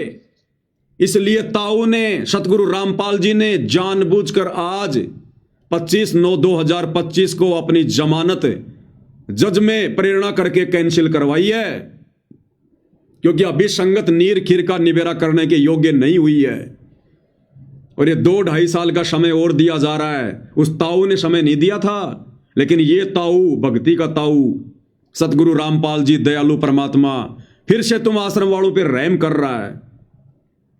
2-2.5 साल का समय तुम्हें और दिया जा रहा है, कर लेना विचार, अन्यथा फिर दुर्गति होगी, दुर्गति और गुरु की आंखों के सामने होगी। फिर तुम 100 दोष देखोगे गुरु मेर भक्ति में कि मैं तो आश्रमों में पाठ भी करवा रहा था, मैं तो ज्योति भी करवा रहा था, मैं तो हर समागम में हाजिरी भी लगा रहा था, मैं तो तारीखों पर भी जा रहा था, मैं तो अन्नपूर्णा मुहिम के तहत मकान बनाने के लिए मजदूरी भी कर रहा था। वो मजदूरी तुम काल की कर रहे थे, काल की, वो बेगार कर रहे थे, बेगार। सतगुरु भक्ति करवाने आता है, भक्तों से मजदूरी करवाने नहीं आता। यहां इन आश्रम वालों को मौका नहीं है बिल्कुल भी। आज 25/9/2025 को इनकी लास्ट लाइन थी, डेडलाइन। इस नादान संगत को मौका है थोड़ा, अगर संभल सको तो संभल लेना भाई और बहनों, नहीं तो दुर्गति दरवाजे पर खड़ी है, दुर्गति। सात संगति के वीडियो देखना शुरू कर दो, ज्ञान को आधार बना लो, भेड़ चाल में मत चलो, मत डरो, मत घबराओ कि नामखंड होगा। ये दुनिया भर की बकवाद जो आश्रम वाले तुमसे करवा रहे हैं, इससे तुम्हारे नामखंड नहीं हो रहे। और अपने गुरु भाई बहनों के ज्ञान आधारित, गुरुदेव के सत्संगों पर आधारित वीडियो देखने से तुम्हारे नामखंड हो रहे हैं, तुम्हारी बुद्धि भ्रष्ट हो रही है, काल बैठा है तुम्हारी नाक पर। तो हाथ जोड़ के विनती कर सकते हैं, प्रार्थना कर सकते हैं, क्योंकि हम सत्सेवक, तुम आश्रम वाले नादान भाई बहनों को अपना सगे भाई बहन से भी ज्यादा बढ़ के मानते हैं। ये आश्रम वाले नहीं मानते, सिवाय तुम्हें भेड़ बकरियों के अलावा, एक मजदूर के अलावा। इसलिए निस्वार्थ भाव से, क्योंकि तुम हमें कोई ज्योति का पैसा नहीं दे रहे, कोई पाठ का पैसा नहीं दे रहे, 10वें अंश का पैसा नहीं दे रहे, और ना हमारे को तुम्हारी भीख चाहिए, उसके बावजूद भी हम तुम लोगों को समझाने के लिए वीडियो बनाते हैं, तुम लोगों को समझाने के लिए जेल जा रहे हैं, मुकदमे झेल रहे हैं, मार पिटाई झेल रहे हैं, गालियां झेल रहे हैं इन आश्रम वालों की, और फिर भी तुम्हारी आंखें बंद है, तुम पहचान नहीं कर पा रहे सतगुरु का असली मार्ग, असली मिशन कहां से चल रहा है। गुरुद्रोही कौन है, गुरुमुखी कौन है। सतगुरु तो लाख बार कहेगा परीक्षा चल रही है, जैसी जेल में जाकर प्रार्थना करोगे वैसा ही जवाब देगा। बाहर संगत है, बाहर ये पवनदास है, और वीडियो बन रहे दिन रात। तुम्हारी आंखें फूटी पड़ी हैं क्या? अब क्या सतगुरु तुम्हारी आंखों में सूरमा डालेगा क्या? तब जाके तुम्हें दिखाई देगा। ये मोतियाबिंद का ऑपरेशन कर लो सात संगति की वीडियो देखकर, नहीं तो दुर्गति दरवाजे पर खड़ी है आश्रम वालों, दुर्गति दरवाजे पर। सतगुरु ये पाखंड देखने नहीं आता, पाखंड करवाने नहीं आता। तो विनती कर रहे हैं और विनती कर सकते हैं, इससे ज्यादा हमारे पास चारा नहीं है। ये मार पिटाई करना, लड़ाई झगड़ा करना, गुंडे मवालियों वाली हरकत करना, मुकदमेबाजी करना, ये तो इन सतलोक आश्रम वालों के घटिया कर्म है, सतसेवकों के नहीं है। हम तो अंत तक उसी मार्ग पर चलेंगे जो मार्ग गुरुदेव भगवान ने दिखाया है। तो विनती कर सकते हैं, प्रार्थना कर सकते हैं, इससे ज्यादा हमारे हाथ में कुछ नहीं है। बाकी तुम्हारे कर्म, क्योंकि सकल पदार्थ है जगमाही, कर्महीन नर पावत नाही। अब आज के संदेशे के बाद में कोई कर्महीन, कोई कर्म ठोक भगत होगा जो 5 मिनट बैठकर विचार नहीं करेगा। और अगर सच्चे हृदय से गुरु जी से अरदास करके कि हे दीनदयाल, हे गुरुदेव भगवान, बात तो बिल्कुल सही है, काम तो इन आश्रम वालों के द्वारा सारे मर्यादा तोड़वाने वाले हो रहे हैं, हे परमेश्वर दास का मार्गदर्शन करो, मुझ तुच्छ बुद्धि पर दया करो, हे मालिक मुझे सच्चाई से अवगत करवाओ। अगर सच्चे हृदय से, सच्ची नीयत से, नीर खीर का निवेरा करने की दृष्टि से अगर गुरुदेव भगवान के पास में 5 मिनट बैठकर भी चिंतन करोगे, अरदास करोगे, परमात्मा तुम्हें रास्ता दिखाएगा। और देखना शुरू कर दो सत्संगति की वीडियो।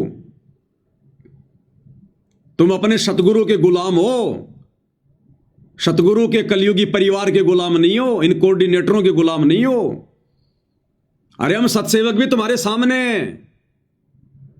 ना किसी आश्रम में जाते, ना किसी फर्जी नामदान सेंटर पर जाते, ना कहीं नाम शुद्ध करवाते, ना किसी को ज्योति और पाठ देते। इनको पात्रों के हाथों में ज्योति और पाठ का पैसा नहीं देते, इनके पीले पर्चों पर नहीं चलते, इनके घटिया कुकर्मों पर नहीं चलते, और ज्ञान को आधार बनाकर घर बैठकर मर्यादाओं में रहकर गुरु को परमेश्वर मानकर भक्ति कर रहे हैं। और तुम लोगों से लाख गुना ज्यादा इस भक्ति मार्ग पर आत्मिक शांति अगर किसी को है तो हम सत्सेवकों को है। अगर गुरुदेव भगवान की छप्पड़ फाड़ दया किसी पर है तो हम सत्सेवकों पर है। साध संगति से संकल्प नाम दीक्षा लेकर जुड़ा हुआ भगत और इन सतलोक आश्रमों से सार शब्द प्राप्त भगत, अगर उन दोनों की तुलना की जाए तो वो सार शब्द प्राप्त भगत मर्यादा, भक्ति और समर्पण भाव में उस संकल्प वाले भगत के पैर के नाखून के बराबर भी नहीं है, नाखून के बराबर भी। डिबेट करनी हो तो कभी ज्ञान आधार से डिबेट कर लेना, भक्ति भाव देखना हो, भगत का आचरण देखना हो, बोलचाल देखना हो, वो देख लेना। और कैसे समझाएं तुम्हें, प्रत्येक उदाहरण है तुम्हारे सामने, प्रत्येक उदाहरण है। और फिर भी नहीं समझोगे, फिर तुम्हारे जैसा निर्भाग कोई धरती पर नहीं। फिर तो परमात्मा कहते हैं कि ऐसे भक्तों को जन्म देने वाली मां को भी लानत है। पापी प्रभात ना बेटो, मुख देखे पाप लगे जिसका, 9 मास अपने गर्भ में कष्ट दिया, धिक्कार जन्म उसकी मां का। तो विचार कर लेना, अगर जरा भी ये तत्व ज्ञान की बूंद भी, गुरुदेव के तत्व ज्ञान की अगर एक बूंद भी तुम्हारे अगर भेजे में समाई है तो 5 मिनट बैठकर शांति से विचार कर लेना। ये आत्म कल्याण का मामला है। तुमको ये बढ़वागिरी करने के लिए सतगुरु रामपाल जी से उपदेश लेकर भक्ति नहीं कर रहे, तुम भक्ति के लिए कर रहे हो, आत्म कल्याण के लिए। और तुम्हें चिंता ही नहीं अपने आत्म कल्याण की। तुम्हें कोई भी ऐरा गहरा नथु बहरा एक पीला पर्चा निकाल कर कि मैं तुम्हारा कोऑर्डिनेटर हूं, मैं गुरुजी के परिवार वाला हूं, मैं आश्रम संचालक हूं, तुम्हारे को कुछ भी बोल देता और तुम भेड़ की तरह उनके पीछे पीछे हो लेते हो। कहां मर गई तुम्हारी कॉमन सेंस?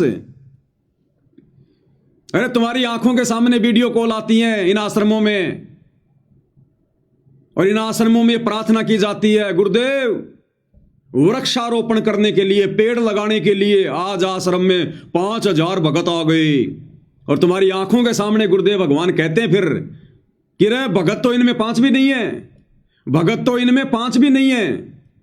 राजस्थान के सोजत आश्रम में जब इस प्रकार की प्रार्थना की गई कि गुरुजी पेड़ लगाने के लिए, वृक्षारोपण करने के लिए 5000 भगत आ गए, तो गुरुदेव ने कहा कि इनमें भगत तो 5 भी नहीं है।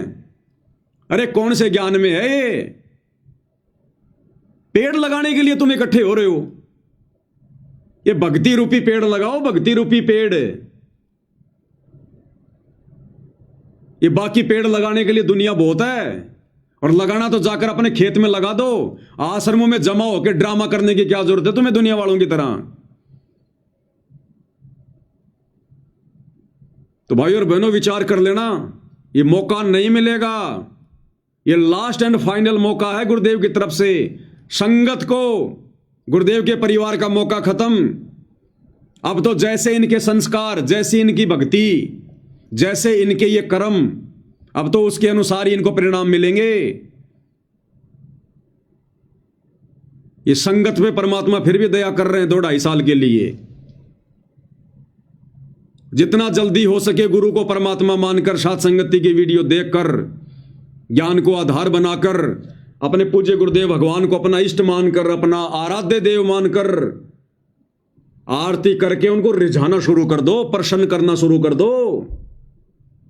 चवर करो श्रद्धा से गुरुदेव के ऊपर, चवर परमेश्वर मानकर, परमात्मा मानकर भोग लगाओ, भोग। भिखारी नहीं हो तुम। परमात्मा ने तुम्हारे कोई कमी छोड़ रखी है क्या? जो ये पाप का अन्न खा रहे हो बिना भोग लगाए।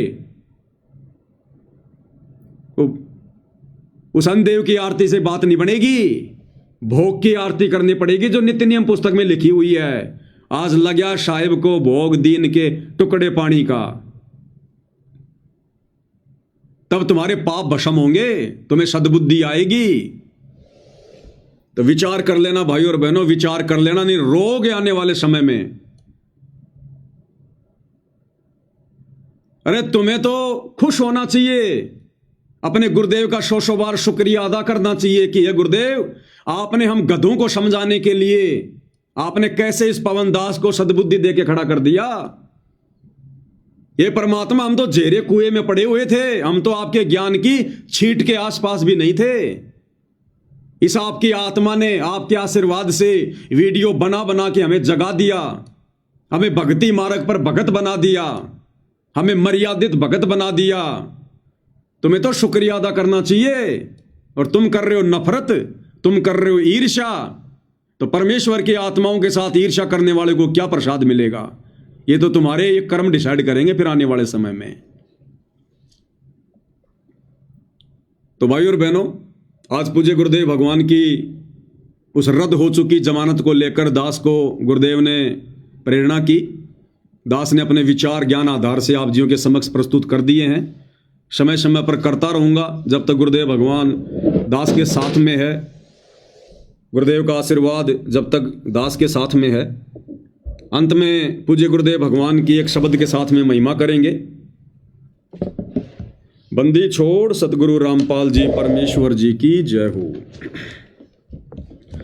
भक्ति दान गुरु दीजियो देवन के देवा हो।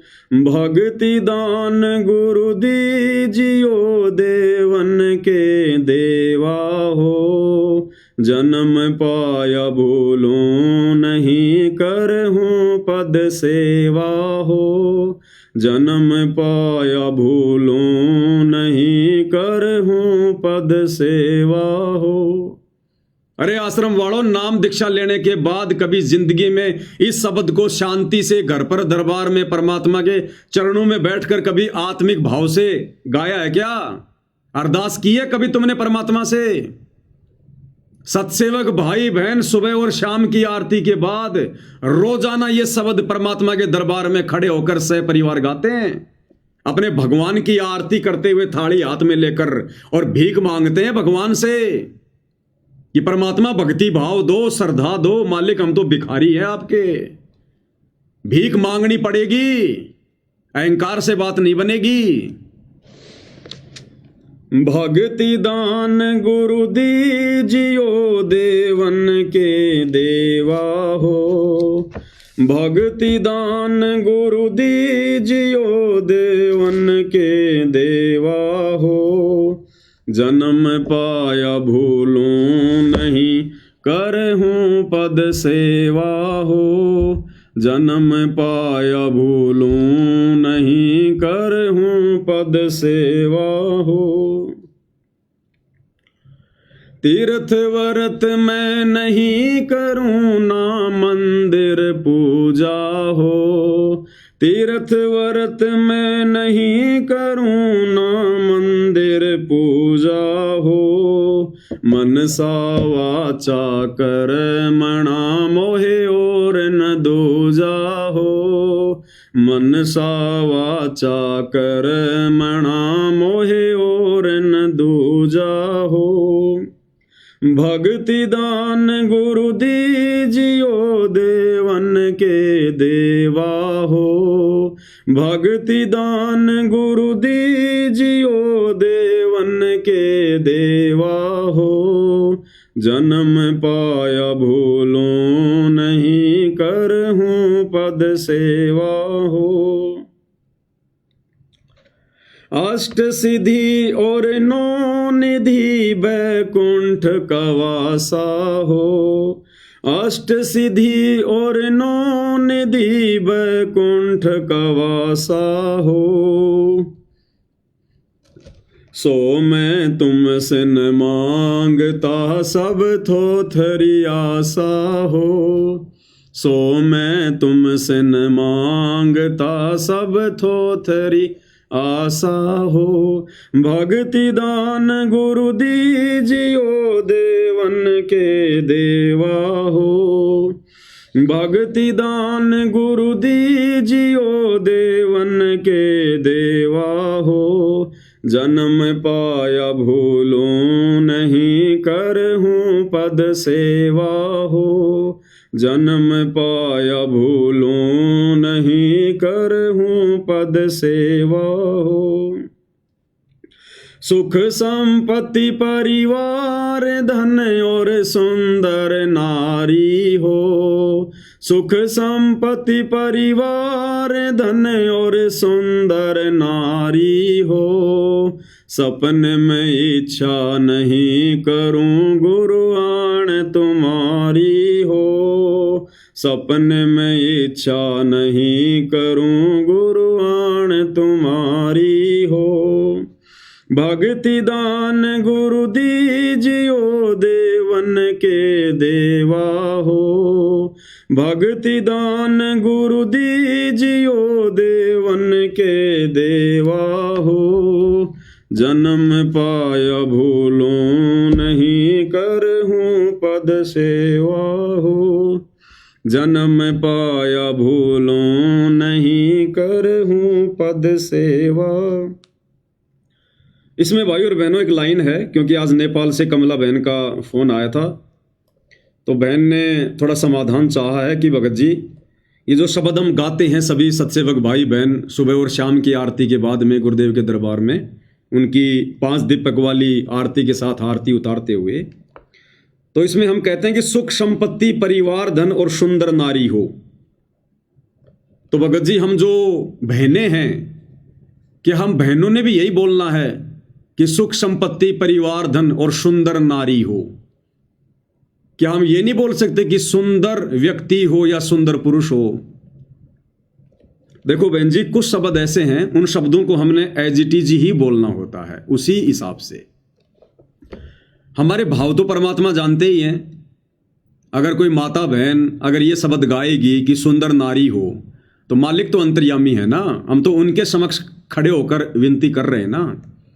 तो माता बहनों तो जो माता बहनें हैं वो तो उनका जो भाव होगा वो तो जो है वो पुरुष को लेकर होगा कि मैं शौपन में भी कोई पुरुष की इच्छा नहीं करूंगी। आपका ज्ञान समझ में आने के बाद हे परमेश्वर आत्म कल्याण के लिए मैं शौपन में भी रमैनी करने की नहीं सोचूंगी, नहीं सोचूंगा, शौपन में भी स्त्री के विषय में नहीं सोचूंगा।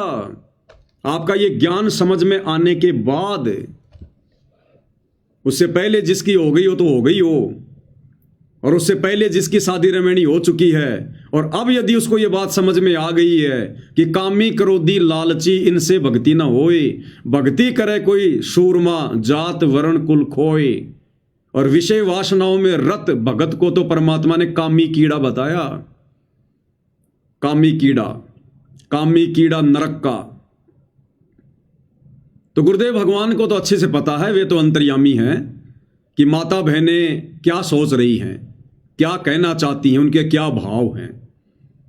क्योंकि देखो बहन, अगर हम सभी इसी प्रकार से, क्योंकि हर शब्दों में कहीं न कहीं बहुत सारी बातें ऐसी हैं, अगर हम हर शब्द में चेंज करने लग गए तो जब हम भगत भाई बहन आने वाले समय में हम कभी इकट्ठा होंगे और मिलकर गुरु की महिमा करेंगे, तो किसी के सुर क्या होंगे, किसी के सुर क्या होंगे, तो सतगुरु की महिमा में फिर विघ्न पड़ेगा। तो गुरु अंतर्यामी है, हमारे भाव को अच्छे से वो समझ रहे हैं।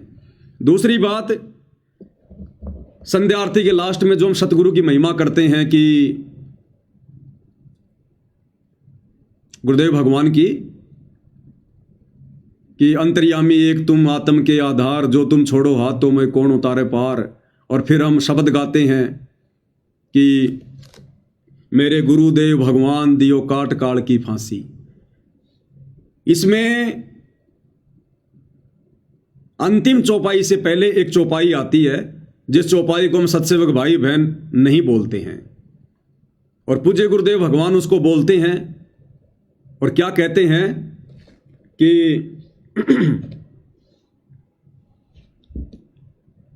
उसमें परमात्मा कहते हैं कि तुम्हें कहाँ ढूंढ के लाऊं, मैं तड़प तड़प रह जाऊं। तुम्हें कहाँ ढूंढ के लाऊं, मैं तड़प तड़प रह जाऊं।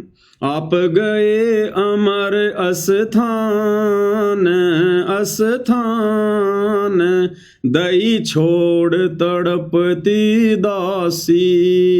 आप गए अमर अस्थान अस्थान, दई छोड़ तड़पती दासी। तो हमारे गुरुदेव भगवान ना तो कोई दास है ना कोई दासी है। और सांसारिक तौर पर देखें तो गुरुदेव भगवान स्त्री नहीं है, गुरुदेव भगवान तो एक पुरुष की भूमिका में है। और फिर भी गुरुदेव इस शब्द के लास्ट में अपने आप को दासी कहकर संबोधित कर रहे हैं। आप गए अमर स्थान, दई छोड़ तड़पती दासी। अब कोई कहे कि गुरुदेव भगवान ने तो दास बोलना चाहिए, दासी क्यों बोल रहे हैं? क्योंकि यहां पर आत्मा की तरफ से संबोधन किया जाता है। आत्मा की तरफ से हमें सिखा रहे हैं गुरुदेव भगवान कि हमने आत्मा से आरती करनी है। और आत्मा ना कोई स्त्री होती है ना कोई पुरुष होती है। आत्मा तो गुरुदेव ने बताया वो तो पुल्लिंग है, पुल्लिंग। तो इसी प्रकार माता बहनें जो शब्द गाती हैं कि सुख संपत्ति परिवार धन और सुंदर नारी हो, सपने में इच्छा नहीं करूं गुरुआन तुम्हारी हो, तो माता बहनों ने वहां पर नारी शब्द का ही प्रयोग जो है वो करना है। और गुरुदेव भगवान ये वाणी इसलिए बोलते हैं भाई और बहनों, क्योंकि गुरुदेव भगवान ने 12वें पंथ में आकर और एक मुंह बोला गुरु धारण किया था। तो 12वें पंथ की जो आत्मा है, गुरुदेव ने उसके अनुसार ही भूमिका करनी है। और 12 पंथों में कभी भी गुरु को परमात्मा नहीं माना, किसी ने ना माना जाता है। इसलिए गुरुदेव भगवान ने कहा है, अपने मुंह बोले गुरुदेव भगवान की स्तुति करते हुए, क्या कहा है कि तुम्हें कहां ढूंढ के ले आऊं, मैं तड़प तड़प रह जाऊं। अब भाई अगर गुरु भगवान है, गुरु अगर परमात्मा है, तो परमात्मा को ढूंढने की क्या जरूरत है? परमात्मा को ढूंढने की कहां जरूरत है? और भगत ने ये तत्व ज्ञान होने के बाद में फिर भगत ने तड़पने की क्या जरूरत है? कल को गुरुदेव भगवान यहां से जाएंगे, सतलोक वापस जाएंगे, तो हम तड़पेंगे? फिर धिक्कार हमारे ज्ञान को। इसका मतलब हमें ज्ञान ही पूरा नहीं हुआ जो हम ये सोचकर हम तड़प रहे हैं, चिंतित हो रहे हैं कि गुरु जी गए, अब हम मेरा मोक्ष कैसे होगा। अरे गुरु भक्ति की पूरी खुराक खिला के गया है, मर्यादा बता गया, मर्यादा में रह भक्ति कर, ले लेगा गुरु। वो तो शब्द स्वरूप ही है। पहुंचूंगा एक क्षण में जन अपने के काज, उसके लिए क्या शतलोक क्या पृथ्वी लोक। वो तो दिन में 1,00,000 बार शतलोक जाता है, 1,00,000 बार आता है।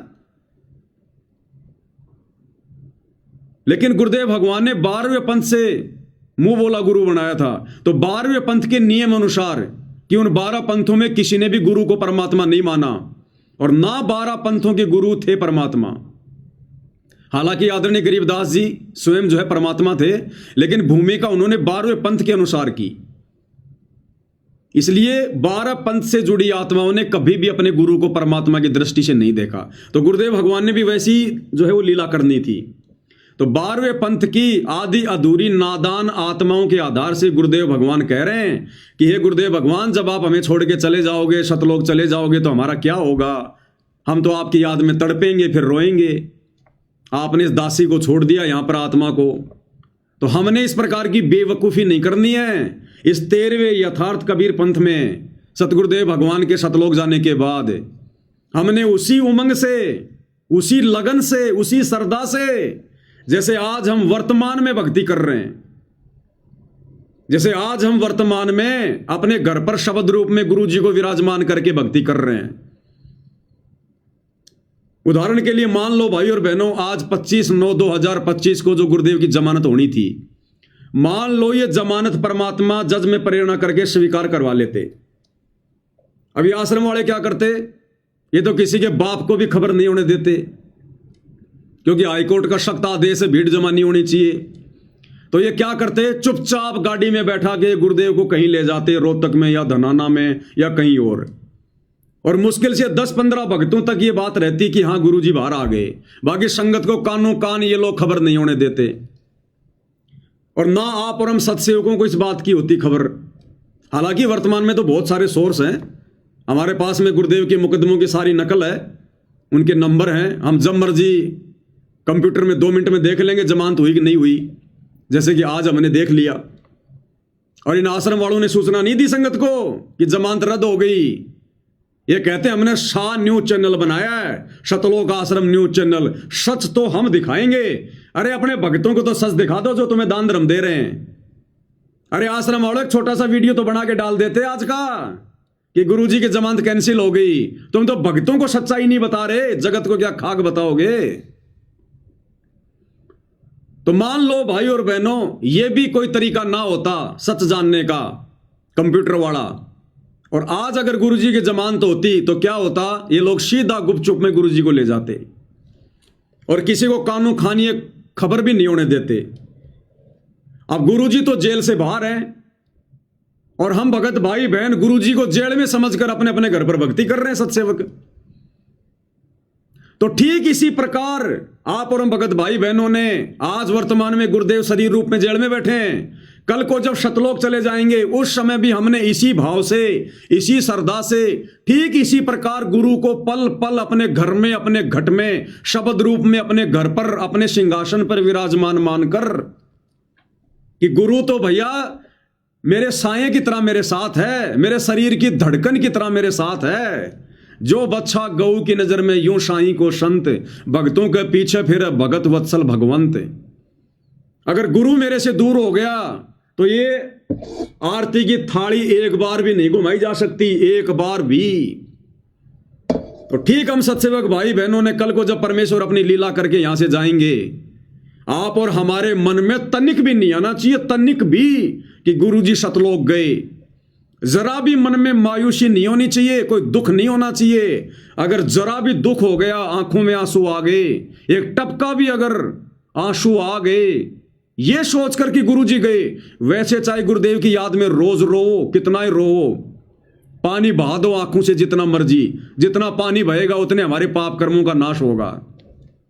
लेकिन मन में अगर यह सोचकर कि गुरुजी सतलोक गए, हमें छोड़ गए, अब मेरा क्या होगा, अगर एक आंसू भी आंख से आ गया, उस शरीर में मोक्ष नहीं होगा।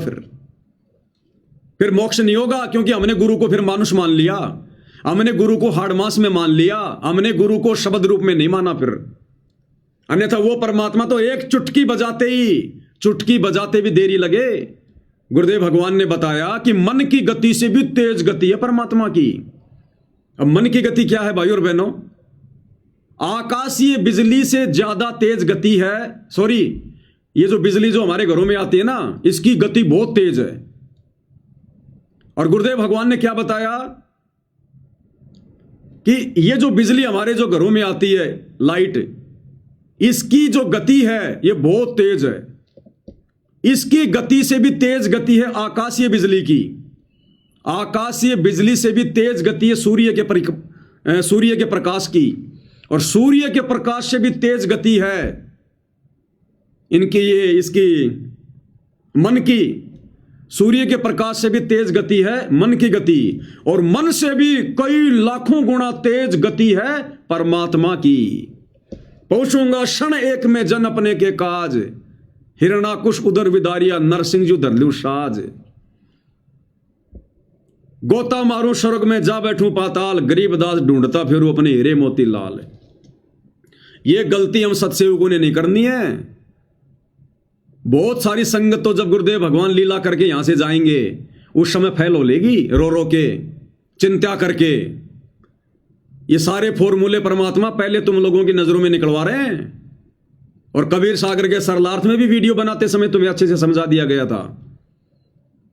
साफ साफ लिख रखा गुरुदेव ने वहां पर कि गुरुदेव के जाने के बाद गुरु को मरा हुआ ना समझें, पल पल अपने साथ में समझकर और अपने तीनों समय का अपना नित्य नियम, अपना सुमरण, अपनी भक्ति करते रहें कि गुरु सदा मेरे साथ में है। घटी ही में गंगा, घटी ही में जमुना, घटी ही में जगदीश सतगुरु तारेंगे।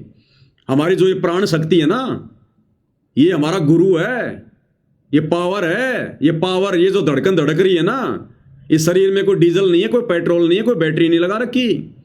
ये परमेश्वर की शक्ति है, ये पावर है परमात्मा की। ये बिजली कोई वैज्ञानिक नहीं बना सकता।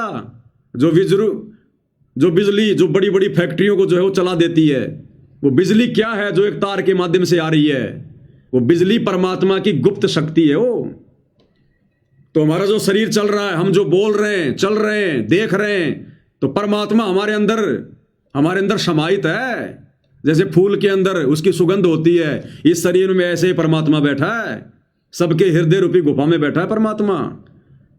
हमने उनको शरीर में नहीं देखना। देही को सतगुरु कहे, यो तो धुंधर ज्ञान, चार दाग आवे नहीं वाको सतगुरु जान। हमने सतगुरु को शब्द रूप में देखना है, तब हमारी भक्ति सफल होगी, तब हम सतलोक जाएंगे। हमें परमात्मा शब्द रूप में सतलोक लेकर जाएगा।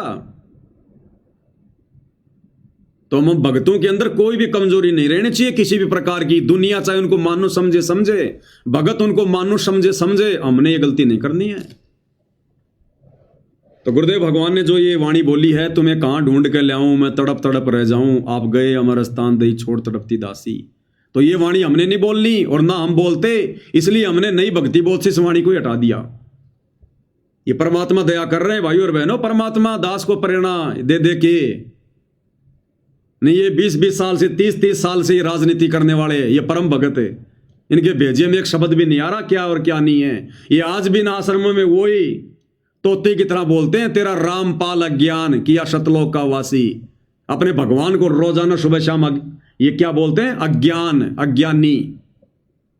तो ये मालिक की विशेष दया हुई हम सत्सेवकों पर। तो हम भाई बहनों ने वाणी नहीं बोलनी, हम नहीं बोलते ये। और लास्ट की वाणी में भी हम केवल अपने गुरुदेव भगवान को महिमा देते हैं कि परमेश्वर सतगुरु रामपाल जी दाता, आपकी घनी अमोलक बातां। हम ये नहीं कहते स्वामी राम देवानंद जी दाता, आपकी घनी सतावे बातां। हमें क्या बातें सताएंगी? स्वामी राम देवानंद जी की कौन सी बात हमें सताएगी? हमने तो उनकी शकल भी नहीं देखी, हमने उनका कोई सत्संग नहीं सुना, हमने कभी उनसे बात नहीं करी। हम भक्तों को कौन सी बात उनकी सताएगी? और वो स्वामी हमारे थोड़ी हैं। अरे स्वामी राम देवानंद जी हमारे स्वामी थोड़ी हैं जो हम उनको स्वामी कहें। इसलिए हमने इस लाइन को भी हटा दिया और अपने गुरुदेव भगवान को महिमा दे दी। ये हमारी कॉमन सेंस की परीक्षा थी परमात्मा की तरफ से।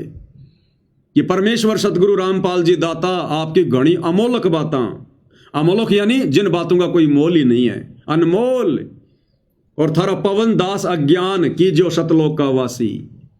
हम इस प्रकार से अपने गुरु को महिमा देते हैं। धर्मदास की विनती समर्थ चित दीजो हो, धर्मदास की विनती समर्थ चित दीजो हो। तो यहां पर हमने धर्मदास जी की जगह अपना अपना नाम लेना है सबने। माता बहनों ने अपना नाम, भगत भाइयों ने अपना नाम। पवन दास की विनती समरथ चित दीजो हो, ये आना जाना निवार के अपना कर लीजो हो। ये आना जाना निवार के अपना कर लीजियो। हम विनती कर रहे हैं रोज, और परमात्मा क्या कहते हैं? राम नाम रटते रहो जब तक घट में प्राण, और कभू तो दीन दयाल के भिनक पड़ेगी कान। कि तुम विनती करते रहो, प्रार्थना करते रहो, महिमा करते रहो, कभी न कभी तो तेरे सतगुरु के कान में तेरी बात पड़ेगी। और जिस दिन ये बात पड़ गई उसी दिन तेरा उद्धार, तेरा कल्याण है। हालांकि सतगुरु तो रोज ही सुन रहे हैं, उनके कानों में तो रोज ही पड़ रही है, लेकिन जिस दिन परमात्मा हमारे को अंदर से देख लेगा कि अब ये आत्मा से, हृदय से, इस काल के कष्टों से दुखी होकर, परेशान होकर इस नकली 21 ब्रह्मांड को खोखा पुरुष समझकर हृदय से प्रार्थना कर रहा मोक्ष के लिए, ये नहीं रहना चाहता इस गंदे लोक में। जिस दिन वो प्रार्थना परमात्मा सुनेगा हमारे हृदय से निकली हुई, कहते हैं उसी दिन परमात्मा पार कर देगा यहां से। उसी दिन तुम कर दो पल में पार हो जा रजा थारी। तो वो प्रार्थना भी भाइयों और बहनों इसी प्रकार से निकलेगी जब हम रोजाना अपने गुरुदेव भगवान से विनती करेंगे, प्रार्थना करेंगे। एक दिन की प्रार्थना में नहीं बनती वो तड़प, वो कशक है। तो परमात्मा हमसे अभ्यास करवा रहे हैं। तो भाई और बहनों, पूज्य गुरुदेव भगवान की बहुत बड़ी मेहर, बहुत बड़ी रजा हम सभी सत्सेवक भाई बहनों पर।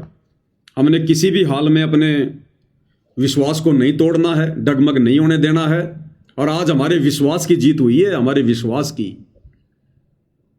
क्योंकि गुरुदेव भगवान को, अंतर्यामी को अच्छे से पता था कि जिन आत्माओं को मैंने तैयार किया है शतलोक से, शतलोक के लिए, सतयुग से लेकर वर्तमान समय तक, जो मेरे हीरे मोतीलाल है, मेरी विशेष आत्मा है, मेरे सत्सेवक बच्चे हैं, अंतर्यामी ने देख लिया कि उन्होंने ज्ञान आधार से अपना निर्णय पहले कर लिया है कि अगर गुरुदेव इन आश्रमों में आएंगे, इन आश्रम वालों के इसी प्रकार के विचारों के रहते सहते, तो वो सत्सेवक बच्चे इन आश्रमों में नहीं आने वाले।